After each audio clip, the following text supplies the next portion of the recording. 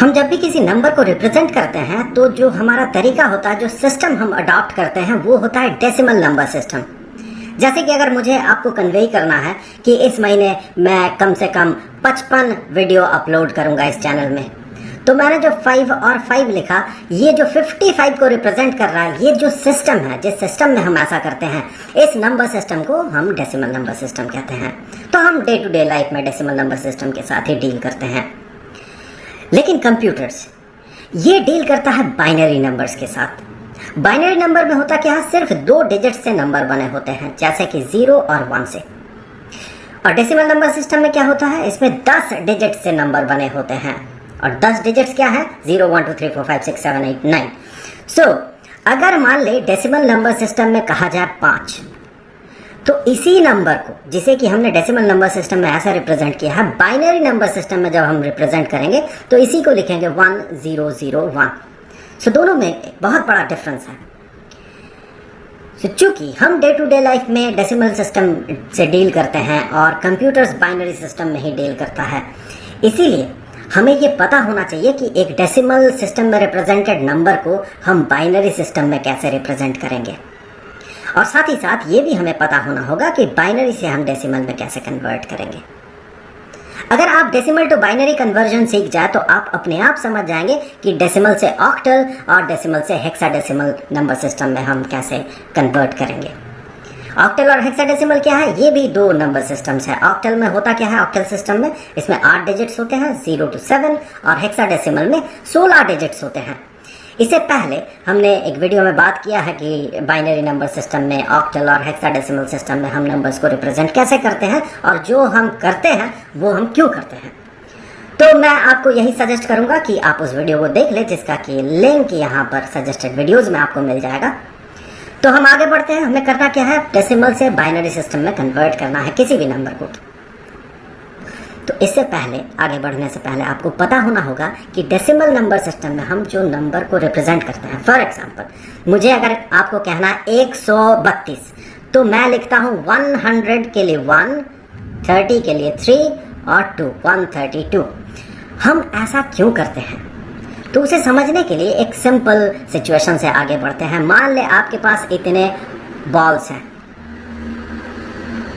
इतने बॉल्स हैं, मान ले इतने।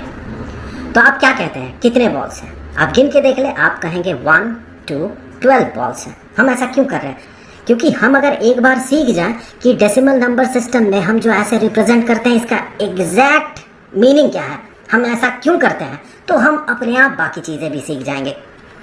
तो ये जो 12 है, 12 है, 1 2 12, ये हम क्यों करते हैं, ऐसा हम क्यों लिखते हैं? हम क्या करते हैं, चूंकि डेसिमल नंबर सिस्टम में 10 डिजिट्स होते हैं, तो हम इसे 10 से डिवाइड करते हैं, 10-10 के ग्रुप में इसे बांट देते हैं। तो 10 के ग्रुप में अगर हम बांटते हैं तो हमें देखिए 1 ग्रुप मिलता है, 1 ग्रुप और 2 बाकी रह जाता है। तो जो बाकी रह जाता है उसे पहले लिखना होता है, ये यूनिट्स डिजिट होता है, और जितने 10 के ग्रुप बने उसे यहाँ पर लिखना पड़ता है। तो हो गया 12।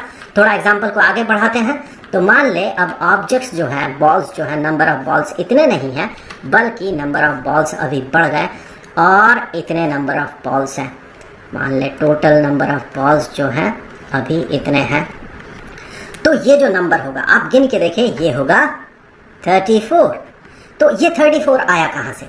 आप इसे 10-10 के ग्रुप में स्प्लिट करें, जैसा हमने किया है। यहाँ 10 का एक ग्रुप, फिर 10 का और एक ग्रुप, फिर 10 का और एक ग्रुप, और बाकी बचा 4। तो उसी 4 को यहाँ लिखना पड़ता है, और 10 के 1 2 और 3 ग्रुप बन गए। सो उस 3 को हम यहाँ लिखते हैं। ऐसा ही तो हम करते हैं। थोड़ा एग्जाम्पल को और बड़ा किया जाए और 3 डिजिट नंबर्स देखा जाए कैसा होगा।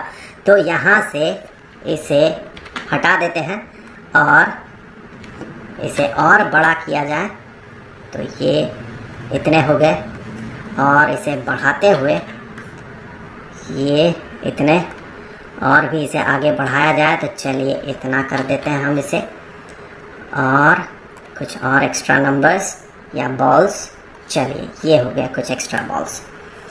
आप अगर गिनेंगे आप ये पाएंगे कि यहाँ पर 123 बॉल्स हैं। 1 2 3 123। ये आया कहाँ से? सबसे पहले तो हम इन बॉल्स को 10-10 के ग्रुप में स्प्लिट करेंगे। तो यहाँ आपको 10-10 के ग्रुप दिख रहे हैं, ये एक ग्रुप हो गया, ये एक ग्रुप हो गया। सो 10-10 के ग्रुप में हमने इसे स्प्लिट कर लिया। ऐसे कितने ग्रुप बने? ऐसे 12 ग्रुप बने। तो अब फिर से हमें इसे 10-10 के ग्रुप में लाना होगा। दैट मीन ये एक मानते हुए इसे अगर हम 10-10 का एक ग्रुप बनाए तो ऐसा बन गया एक ग्रुप।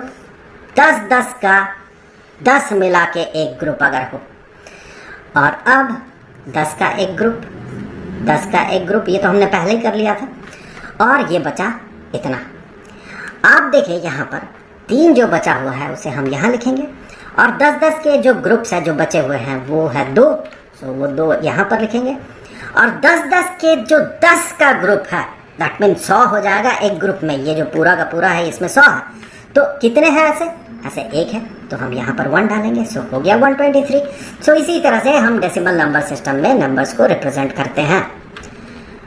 तो अगर इसी को हम कुछ इस तरीके से देखते हैं कि मान ले एक नंबर है, वो नंबर है 256। इस 256 के लिए तो हमें दिख रहा है 256 में 2, 5 और 6 है, लेकिन अगर मान ले 256 ये जो नंबर है इसे एब्स्ट्रैक्टली आप समझने का कोशिश करें, इन डिजिट्स को ना देखें। 256 ये जो नंबर है इसमें अगर पूछा जाए कि डेसिमल नंबर सिस्टम में कौन कौन से डिजिट्स होंगे तो आप क्या कहेंगे? वैसे तो सिंपली हम कहेंगे इसमें कौन सी बड़ी बात है 2, 5 और 6, लेकिन नहीं, ये तो हम डे टू डे लाइफ में इस नंबर को 256 को चूंकि डेसिमल नंबर सिस्टम में रिप्रेजेंट करते हैं इसीलिए ये इतना आसान दिख रहा है। अगर हम ऐसा नहीं करते, अगर कोई और ही नंबर सिस्टम हम फॉलो करते हैं तो फिर ये इतना आसान नहीं होता कि डेसिमल नंबर सिस्टम में क्या क्या डिजिट्स होंगे, ये सिंपली आप बता देते, ऐसा नहीं होता। तो अगर इसके बारीकियों में हम जाते हैं और हमें पता लगाना होगा कि क्या क्या डिजिट से ये 256 बनेगा, आपको ये कठिन नहीं लग रहा, लेकिन अगर मान ले एक नंबर 256 आपको दिया जाता, अगर आप कंप्यूटर प्रोग्रामिंग में प्रोफिशिएंट है और आपसे कह दिया जाता कि उसके डिजिट्स को आप स्प्लिट करें, अलग अलग लाइंस में दिखाएं 2, 5 और 6, तब आपको समझ में आता कि ये कितना डिफिकल्ट है। आगे बढ़ते हैं। इसमें हम क्या करते हैं? सबसे पहले हम क्या करते हैं, इसे 10 से डिवाइड करते हैं। सो 10 से डिवाइड कर रहे हैं, जैसा कि हमने वहां पर किया था, वहां हमने फिजिकली किया था, और यहाँ हमें क्या करना होगा, नंबर के साथ डील करना होगा और हमें मैथमेटिकल ऑपरेशंस करना होगा। सो 10 से हम डिवाइड करेंगे और जो भी रिमाइंडर होगा, रिमाइंडर को यहाँ पर रखना है, जो भी बचा हुआ रहेगा, और जो कोशिएंट होगा, जितना से ये डिवाइडेड होगा, उसे यहाँ पर लिखना है। सो 10 into 25 plus 6 is equal to 256। हमारा लिखने का तरीका कुछ ऐसा होता है, लेकिन यहाँ पर हम अलग तरीके से लिख रहे हैं। हम जब डिवाइड करते हैं तो 25 को यहाँ लिखते हैं और 250 और यहाँ पर 6 को लिखते हैं। यही चीज़ है, हम ऐसे ही डिवीजन कर रहे हैं। लिखने का तरीका हमने थोड़ा बदल दिया है। अगर ऐसा करते तो हमें बहुत ज़्यादा स्पेस लगता और बहुत ज़्यादा बार एक्स्ट्रा लिखना पड़ता, इसीलिए हम जो तरीका अडॉप्ट करते हैं इस केस में ऐसा करते हैं। तो आगे बढ़ते हुए अब फिर से हमें 10 से इसे डिवाइड करना होगा, जैसा कि हमने फिजिकली भी किया था। 10-10 का एक ग्रुप हमने बनाया था, बहुत सारा ग्रुप, और उन ग्रुप्स का भी 10-10 का ग्रुप हमने बनाया था। तो जैसे ही 10 का ग्रुप बनाते हैं, दैट मीन हम 10 से 2 बार डिवाइड करते हैं। एक बार तो यहाँ हमने कर दिया और एक बार हम डिवाइड करते हैं। तो यहाँ पर जो रिमाइंडर होगा वो 5 होगा और जो कोशेंट होगा वो 2 होगा।